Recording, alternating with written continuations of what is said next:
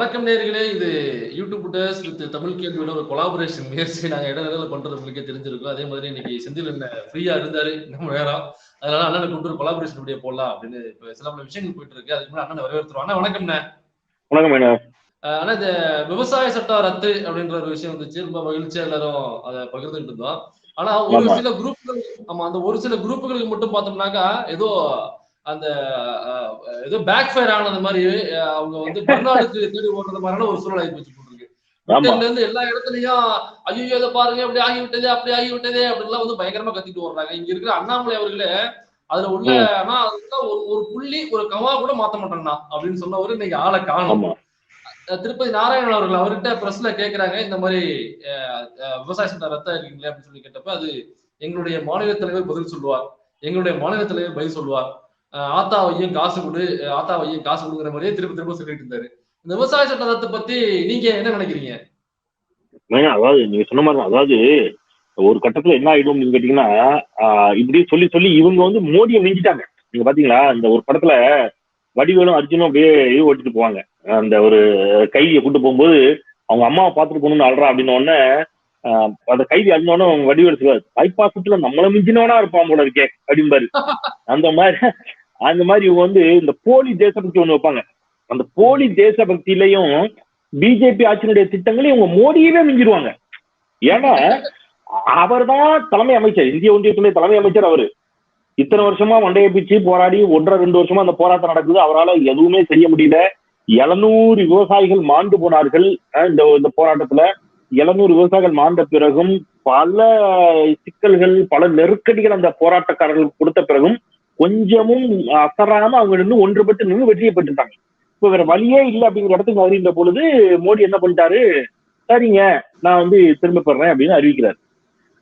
இவங்களுக்கு எல்லாம் பதட்டம் ஆயிடுச்சு. என்னடா நம்ம பின்வாங்குகிறாரா அப்படின்ன உடனே அப்படி ஒரு இது அதுல பாத்தீங்கன்னா உடனே அவர்கள் காலிஸ்தான் தீவிரவாதிகள் அதுக்குள்ள பயங்கரவாதி புகுந்துட்டாங்க. எனக்கு 2 டவுட் மேடம்.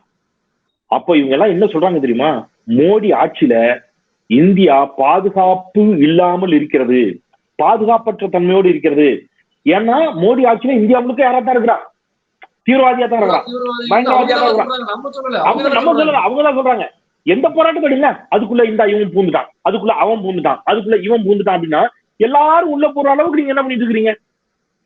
அப்போ உங்ககிட்ட என்ன இல்ல நீங்க, ஏன்னா உள்துறை அமைச்சர் வரை யாரு, வலிமை மிக்க அமித்ஷா, வலிமை மிக்க அமித்ஷா உள்துறை அமைச்சர், வலிமை மிக்க மோடி ஒன்றிய தலைமை அமைச்சர். அப்போ இது என்ன லாஜிக்னு எனக்கு புரியல. பட் அப்படின்னு சொல்லுவாங்க, இப்படி ஒரு உருட்டு அப்படி ஒரு உருட்டு, அது உருட்டுவாங்கன்னு வைங்களேன், விட்டுருங்க. அப்ப இது என்னன்னு பாத்தீங்கன்னா இப்ப இவங்க எல்லாரும் மோடியை மிஞ்சிற மாதிரி. இப்ப அவர் என்ன சொல்றாரு, வேற வழியே இல்லாமல் இந்த சட்டத்தை திரும்ப பெறக்கூடிய இடத்துக்கு அவர் தள்ளப்பட்டிருக்காரு. அப்ப அவர் சொல்றாரு எங்களால விவசாயிகளை கன்வின்ஸ் பண்ண முடியல அப்படிங்கிறாரு. அவர் விவசாயிகள் தான் சொல்றாரு. இன்னைக்கு ஒரு இந்த அட்டப்படத்துல கார்ட்டூன் போட்டு ஒரு பத்திரிகை வரும்.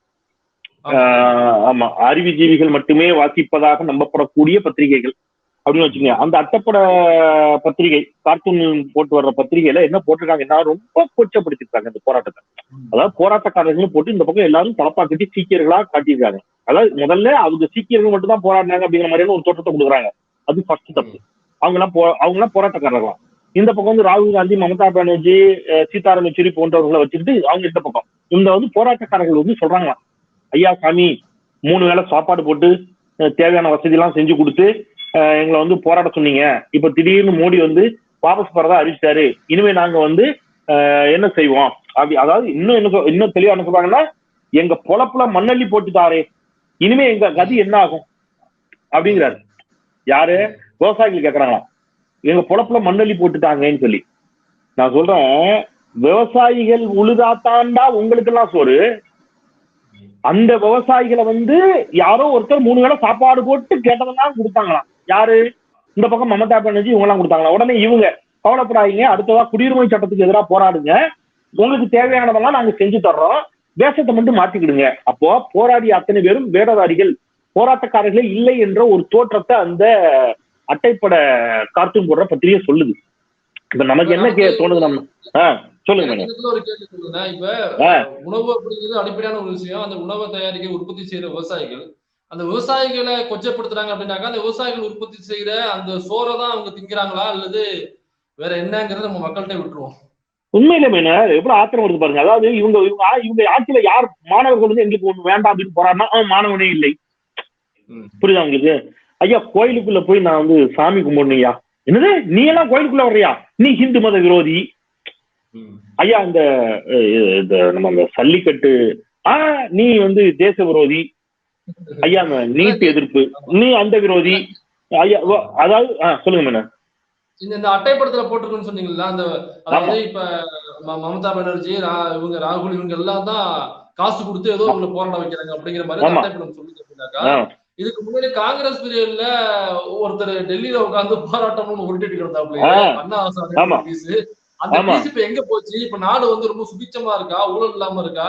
இப்ப அந்த பீஸ் அப்படின்னா என்ன அர்த்தம்னா இவங்க அண்ணா ஹசாராவுக்கு என்ன செஞ்சிருக்காங்கன்னு அர்த்தம். இந்த மாதிரி சோறு கீறு வாங்கி போட்டு போராட சொல்லியிருக்காங்கன்னு அர்த்தம். இப்ப நாங்கெல்லாம் இப்படிதான் சொன்னோம் எங்க காலத்துல, அதே மாதிரியே நீங்க பண்றீங்களோ அப்படின்னு அதையே ஃபாலோ பண்றாங்களோன்னு நினைக்கிறாங்க போல தெரியுது.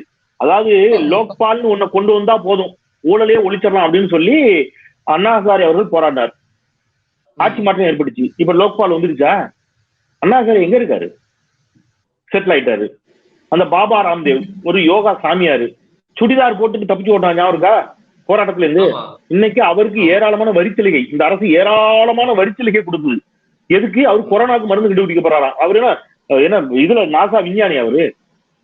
அவர் கொரோனாவுக்கு மருந்து கண்டுபிடிப்பாரா, அதுக்கு வந்து அவருக்கு என்னது பல்லாயிரம் கோடி வரிச்சலுகை அவருக்கு.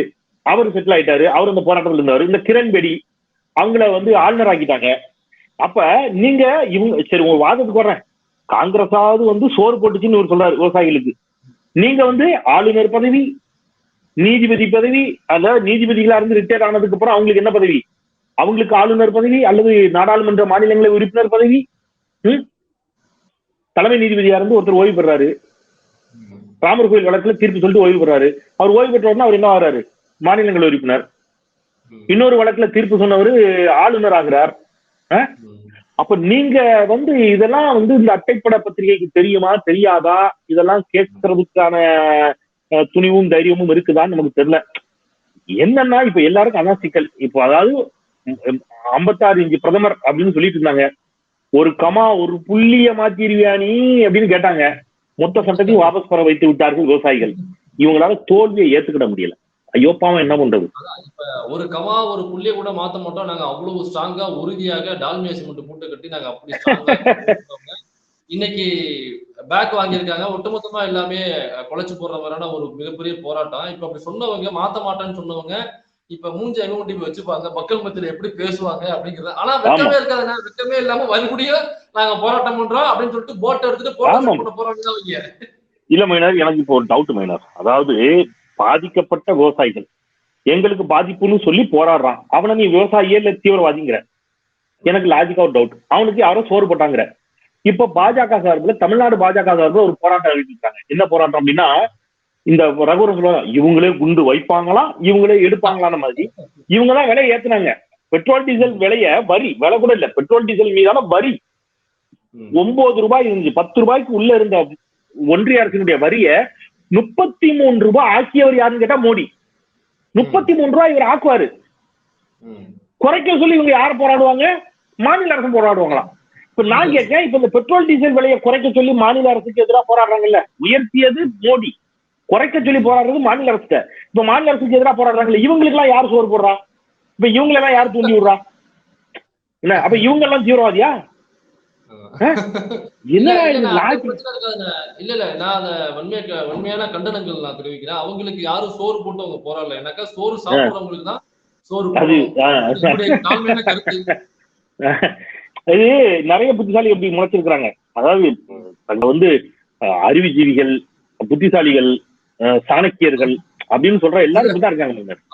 அவரு அந்த நீங்க சொன்னோடனே சாணக்கியர் கூட ஒரு பேட்டி கொடுத்திருக்காரு. நம்ம திருப்பிமா யூடியூப் சேனல் கொடுத்திருக்காரு. அத முழுசா பாத்தீங்களா நீங்க? ஐயோ எனக்கு மனதைரியம் இல்ல மைனர். அவ்வளவு என்னன்னா எவ்வளவுதான் நம்ம வந்து இந்த ஒரு படத்துல ஞாபகம் உங்களுக்கு, அதாவது இந்த பஸ்ல ஆம்னி பஸ்ல 2 பேர் போவாங்க. அது எனக்கு ரொம்ப பிடிச்ச நகைச்சுவை. அப்படியே வானு வாந்தி எடுத்துச்சு. முதல்ல குட்டி எல்லா முதலையும் வீட்டுல வச்சுக்க அந்த கலரா ரீல் விடுவான். டேய் பாடுறா காதுல இருந்து ரத்தம் வருது. அப்ப இதெல்லாம் பொய்யாமா பக்கத்துல இருந்து ஒருத்தன் அவன் தான் இதோட காமெடி. அப்ப இதெல்லாம் பொய்யாமா அப்படின்னு ஐயால ஏன்டா எவ்வளவு நேரம் பேசிட்டு இருக்கா அது பொய்யான்னு கேட்டுக்கியா. அந்த மாதிரி அவங்க சொல்றதெல்லாம் கேட்டா நமக்கு காதுல ரத்தம் வரும், பிபி ஏறும். ஏன்னா அவ்வளவும் பொய். ஆனா அண்ணன் பிரித்து மேய்ந்து விட்டார் அப்படின்னு அதை கொண்டாடுறதுக்கு ஒரு கூட்டம் இருக்கும். இப்ப என்ன கதை விட்டுருக்காரு இப்ப. அதுல ரொம்ப முக்கியமான ஒரு விஷயம், அதாவது ஹிந்தி வந்து நேஷனல் லாங்குவேஜ் அப்படின்னு திரும்ப திரும்ப சொல்லிக்கிட்டே இருக்க. அதாவது நேஷனல் லாங்குவேஜ்னா அது கேட்டா கவனத்தை சகும்பாரு. அதாவது நீங்க வந்து யாராவது நீங்க நம்ம பார்க்கலனாலும் விடுறது இல்லை. இப்போ உங்களை மாதிரி என்ன பண்றது, நண்பர்கள் எடுத்து அனுப்பி அண்ணன் இதை பாருங்க அப்படின்னு அந்த ஒரு சின்ன பிட்டையாவது எடுத்து அனுப்பிடுவாங்க. அதோட வழி இல்லாம நான் வந்து கேள்விகள் கேட்டிருக்கிறேன் நிறைய. அவரை எப்படின்னா முற்பட்ட வகுப்பினருக்கான 10 விழுக்காடு இடஒதுக்கீடு, அது வந்து பொருளாதார அடிப்படையிலான இடஒதுக்கீடுன்னு இவங்க கதை விடுறாங்க. அதுவே முதல்ல தப்பு. நான் ஒரு லாஜிக் சொல்றேன். நீங்க யாருக்கெல்லாம் இடஒதுக்கீடு கொடுக்குறீங்க, அதுல அந்த 10 விழுக்காட்டுல யாரெல்லாம் பயன்பெறுகிறார்? அதாவது இடஒதுக்கீடு பெறாத சாதிகளை சேர்ந்தவர்கள். கரெக்டா? அப்ப அங்கேயும் நீங்க எந்த அடிப்படையில தான் பிரிக்கிறீங்க? சாதி அடிப்படையில தான் பிரிக்கிறீங்க. அதாவது எந்த சாதிக்கெல்லாம் இடஒதுக்கீடு இல்லை அப்படின்னு நீங்க அப்படித்தான் பிரிக்கிறீங்க. அப்போ இடஒதுக்கீடு ஒரு குறிப்பிட்ட சாதிகளுக்கு இங்க வந்து என்ன செய்யறது இல்ல. ஏன்னா அவங்க எல்லாம் முற்பட்ட வகுப்பினர் அப்படிங்கறதுனால அவங்களுக்கு இடஒதுக்கீடு இல்லைங்கிறதும் தப்பான வாதம். நான் திருப்பி சொல்றேன் எப்படின்னு நான் சொல்றேன். தமிழ்நாட்டில் மட்டும் தான் 69 விழுக்காடு, மற்ற மாநிலங்கள்ல 50 விழுக்காடு. இப்ப இந்த 50 விழுக்காட்டை மிகாம இருக்கணுங்கிறாங்க 49.5. சோ இந்த 50 விழுக்காடு போக மீதி இருக்கிற 50 விழுக்காடு யாரு? அதுல அவங்க வரலாம், முன்னேறிய வகுப்பினர் வரலாம். சோ முன்னேறிய வகுப்பினருக்கு இங்க இடஒதுக்கீடு இல்லை என்று சொன்னதே முதல்ல தப்பு. மீதி இருக்கிற 50 விழுக்காட்டுல அவங்க வரலாம் ஒண்ணு. இப்ப அந்த 50 விழுக்காட்டுலதான் இவங்க என்ன செய்யறாங்கன்னா முன்னேறிய வகுப்பினருக்கு மட்டும் தனியா ஒரு 10 விழுக்காட்டை கொடுத்துருக்காங்க. அப்ப முதல்ல அது ஏழைகளுக்கானது அல்ல, அது யாருக்கு அதுவும் சாதி அடிப்படையில் தான் கொடுக்கப்படுகிறது அப்படிங்கிறத முதல்ல ஒத்துக்கணும் ஒண்ணு. இப்ப அந்த சாதி அடிப்படையில கொடுக்குறோம்னு சொல்லிட்டா பிரச்சனை ஆகுங்கிறதுக்காக என்ன செய்யறாங்கன்னா அதுக்கு ஒரு கிரீமிலே வச்சுக்கிறாங்க. 8 லட்சம் ரூபாய் வரைக்கும் ஒரு வருடம் சம்பாதிக்கலாம், 8 லட்சம் ரூபாய்க்கு மேல போனா கிடையாது அப்படின்னு. 8 லட்சம் ரூபாய்க்கு மேல போனா அவங்களுக்கு எல்லாம் கிடையாது தெரியுமா ஏழை. அது அவங்களுக்கு மட்டும் இல்ல, ஓபிசிக்கு அதுதான். நீங்க இங்க இருக்காங்கல்ல பிசி, நம்ம பிசின்னு சொன்னா சிலருக்கு புரியாது. இங்க வந்து பேக்வர்ட் கம்யூனிட்டி, பிற்படுத்தப்பட்டோர் அப்படின்னு சொல்லக்கூடிய பட்டியல ஒரு உதாரணத்துக்கு வன்னியர் சமூகமா இருக்கலாம், அல்லது வந்து முக்குளத்தோரா இருக்கலாம், அல்லது கொங்கு வேளாள கவுண்டர்களா இருக்கலாம், அல்லது நாடார் சமூகமாக இருக்கலாம், யாதவ சமூகமாக இருக்கலாம். இந்த சமூகங்களை சேர்ந்த சொந்தங்கள் அவங்களும் சென்ட்ரல் கவர்மெண்ட் வேலைக்கு அப்ளை பண்றாங்கன்னு வைங்க. ஒரு உதாரணத்துக்கு அவங்களுடைய ஆண்டு வருமானம் 8 லட்சத்தை தாண்டிட்டு அவங்களுக்கு பிசி கிடையாது, அவங்க பிசிங்கிற கேட்டகரியில இருந்து வெளியில போயிடுறாங்க. புரியுதா? அதாவது 8 லட்சம் வரைக்கும் வருமானம் வாங்கினா ஒருத்தனுக்கு இடஒதுக்கீடு உண்டு. அது யாரு? முன்னேறிய வகுப்பினர், முன்னேறிய சாதிகள். இன்னொரு பக்கம் 8 லட்சத்தை தாண்டிட்டேன்னா உனக்கு இடஒதுக்கீடு கிடையாது. அது யாரு? பிற்பட்ட சாதிகள். அப்போ அது முழுக்க பொருளாதார அடிப்படையில் கொடுக்கப்படுகிறது என்று சொல்லக்கூடிய வாதமே தப்பு. சரி, இதை விட்டுருங்க. இதுல முன்னேறிய வகுப்பினர் மட்டும் தான் பயன்படுறாங்க. ஆனா அந்த சாணக்கியர் என்ன சொன்னாரு? எல்லாருக்கும் கொடுக்குறாங்கன்னு பச்சையா போய் சொல்றாரு.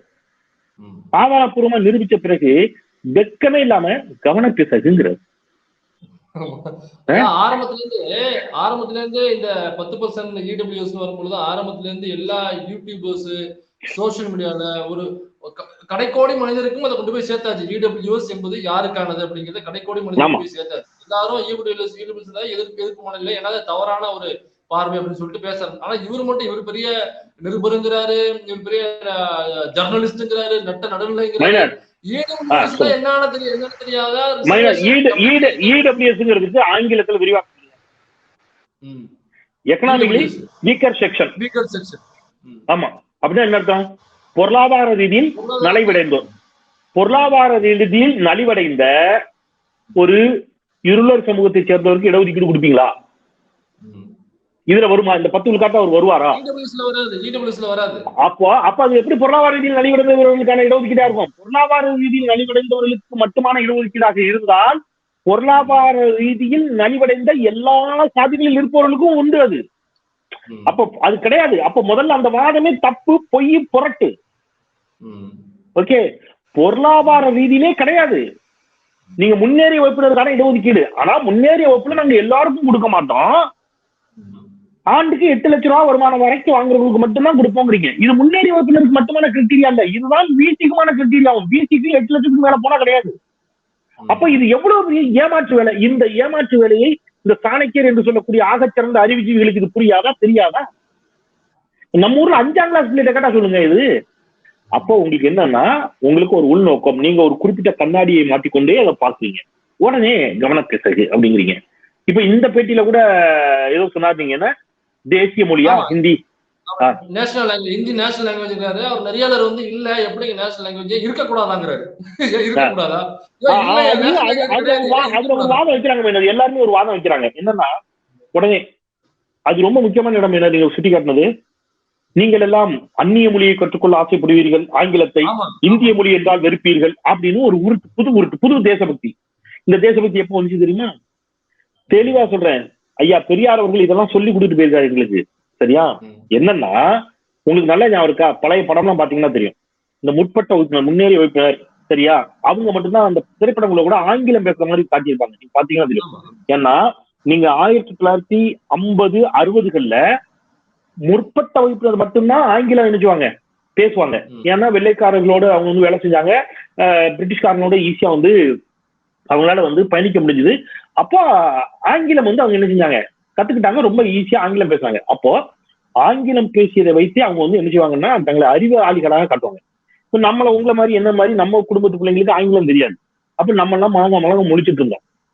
தமிழ்நாட்டுல இருமொழி கொள்கையை கையில் எடுத்து அண்ணா, ஆங்கில புலமையில் அவருக்கு நிகரானவர் யாரும் கிடையாது. அவர் வந்து இங்க என்ன செஞ்சாரு, இந்த இருமொழி கொள்கையை கொண்டு வந்ததன் மூலமாக இன்னைக்கு நம்ம வீட்டுல இருக்கிற சாதாரண ஊர்ல ஆடு மாடு மேய்த்து கொண்டிருக்கக்கூடிய நம்ம உறவுகளினுடைய குழந்தைகள், ஒரு மீனவ சமூகத்தை சேர்ந்தவருடைய குழந்தைகள், அவர் அப்பா மீன் பிடிக்கிறவரா இருப்பார், ஆனா அந்த குழந்தை அழகா ஆங்கிலம் பேசும்.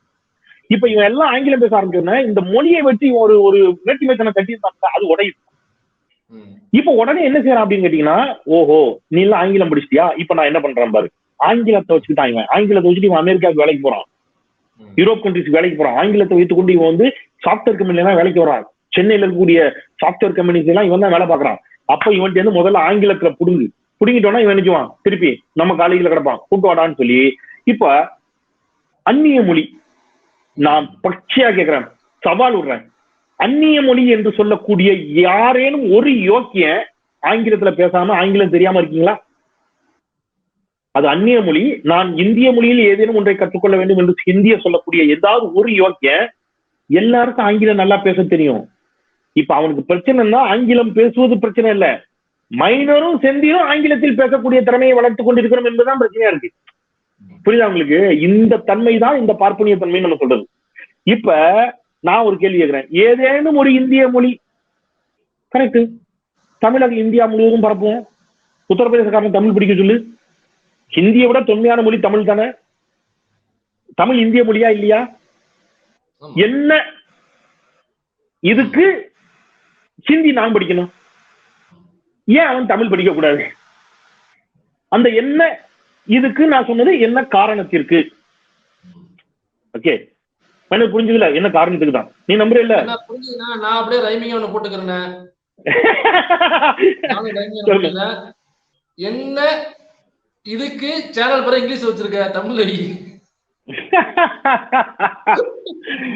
ஆமா, அதாவது சமஸ்கிருதத்துல வைக்கணும், தமிழ்ல வைக்க கூடாது.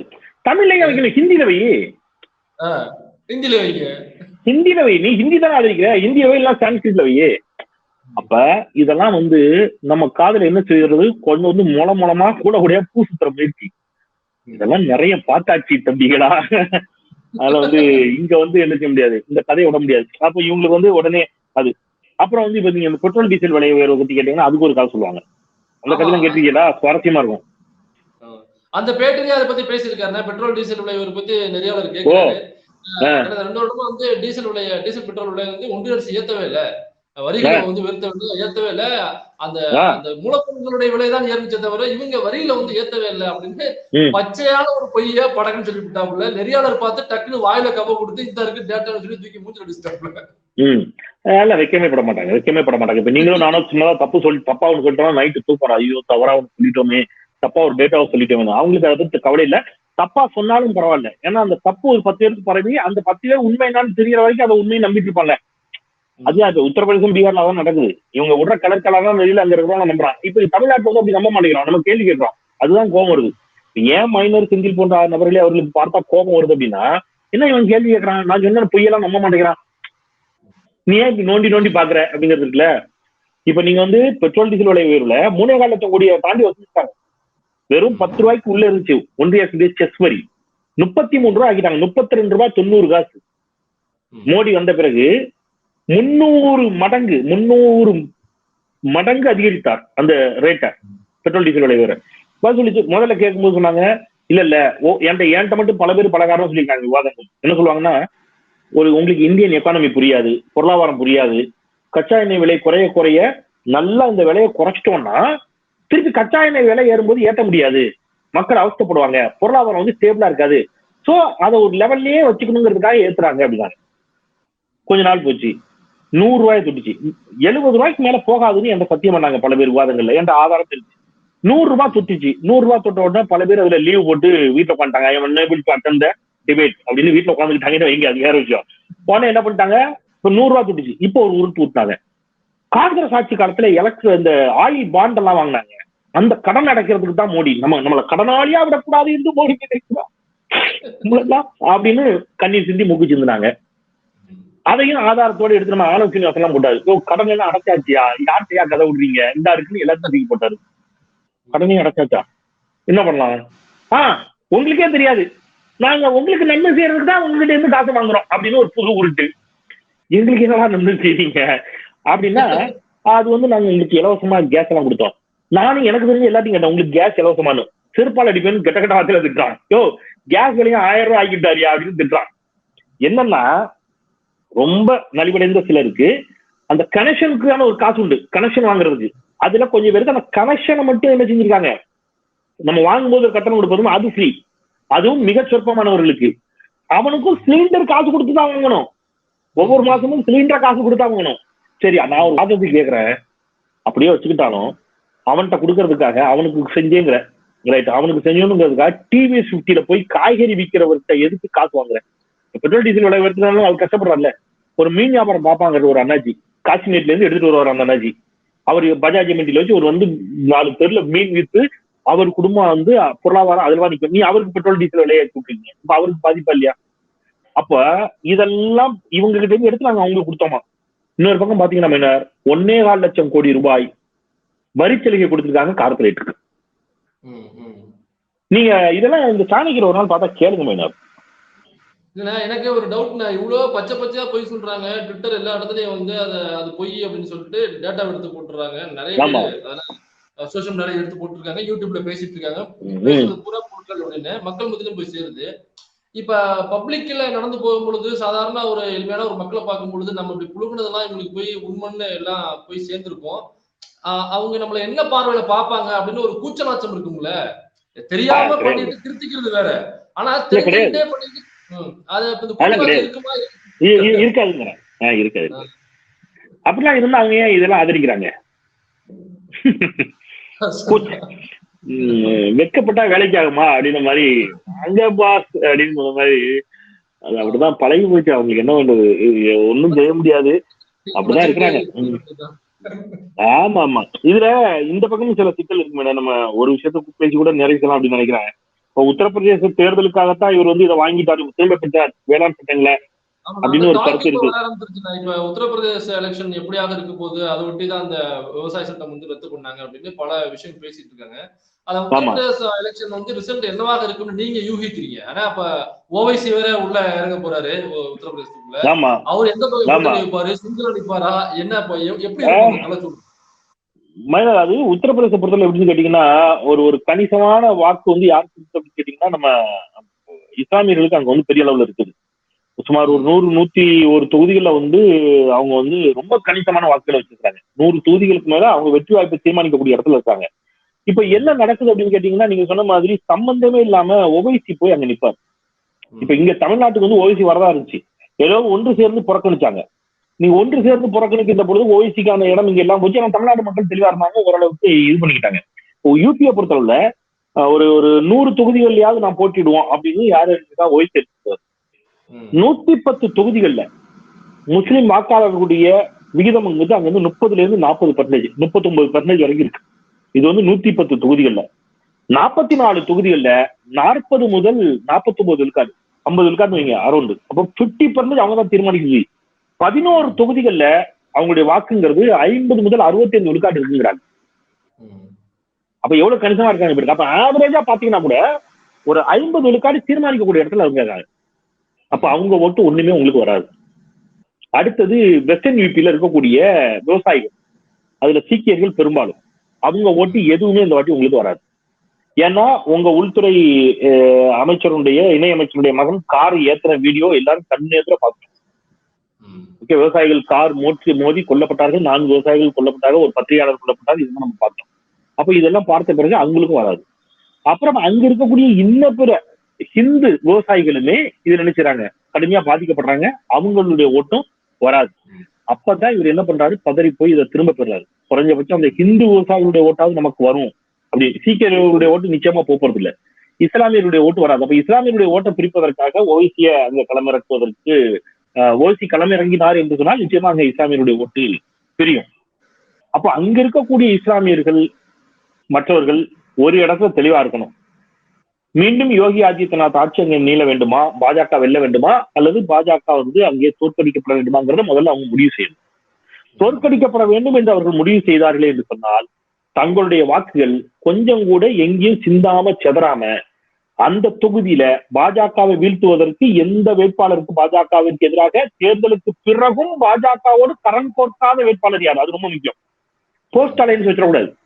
ஸோ யாருன்னு தெளிவா பார்த்து, அது வந்து சமாஜ்வாதி கட்சியாக இருந்தால் சமாஜ்வாதி கட்சி வேட்பாளருக்கோ, அல்லது காங்கிரஸாக இருந்தால் காங்கிரஸ் கட்சி வேட்பாளருக்கோ, அல்லது இடதுசாரிகளோ மற்றவர்களோ பார்த்து அவங்க தேர்வு செய்ய வேண்டிய கட்டாயத்துல இன்னைக்கு அவங்க இருக்கிறாங்க.